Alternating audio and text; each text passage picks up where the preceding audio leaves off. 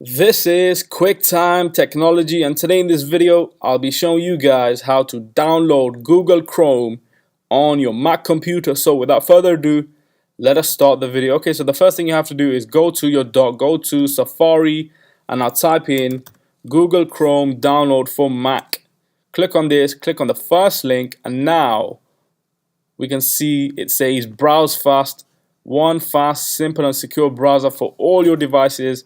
Click on download Chrome, read through all of this, and then accept and install. So now the application itself is downloading.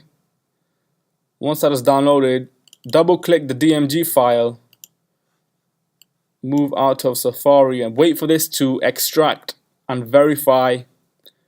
Checking the volumes, it has finished, and now we can go to this and click this and drag it into the applications folder. Now it's copying Chrome to applications, and after this we can get out of this, go to Launchpad, and now there it is. Click this and it will say Google Chrome.app is an application downloaded from the internet.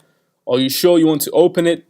Absolutely yes. Go and open, and there is Google Chrome